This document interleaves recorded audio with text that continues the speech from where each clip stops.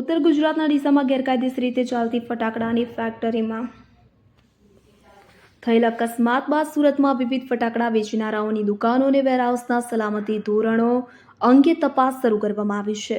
તો વિગતે વાત કરીએ તો સુરતમાં સાપ બહાર આવ્યા બાદ પોલીસ અને પ્રશાસને ફરી એકવાર સાપને ઝડપી પાડવાના પ્રયાસો શરૂ કર્યા છે। ઉત્તર ગુજરાતના ડીસામાં ગેરકાયદેસર રીતે ચાલતી ફટાકડાની ફેક્ટરીમાં થયેલા અકસ્માત બાદ સુરતમાં વિવિધ ફટાકડા વેચનારાઓની દુકાનો અને વેરહાઉસના સલામતી ધોરણો અંગે તપાસ શરૂ કરવામાં આવી છે। જો નિષ્ણાંતોનું માનીએ તો આ એક પ્રકારનો લવારો છે, કારણ કે કમલ વિભાગને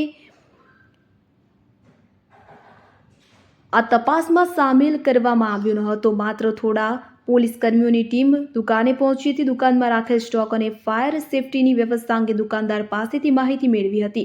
ફાયર સેફટીના સાધનોની એક્સપાયરી ડેટ ચેક કરવામાં આવી હતી। દુકાનોમાં ઇલેક્ટ્રિકલ લાઇન અને શોર્ટ સર્કિટના જોખમોની તપાસ કરવામાં આવી। દુકાનદારોને દુકાનમાં કોઈપણ પ્રકારની જ્વલનશીલ વસ્તુઓ ન રાખવાની સાવચેતી રાખવા સૂચના આપવામાં આવી હતી। ભૂતકાળમાં ડોક્યું કરીએ તો દરેક મોટા અકસ્માત બાદ પોલીસને તપાસ કરવાનું જ યાદ આવે છે।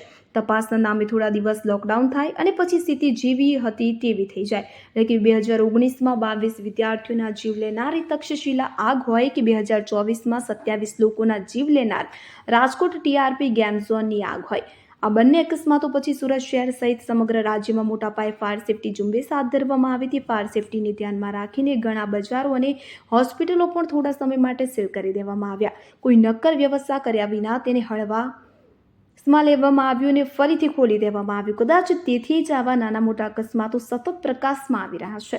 ડીસા અકસ્માત તેનું તાજેતરનું ઉદાહરણ છે। શૈલેષ સાંકટ, સુરત।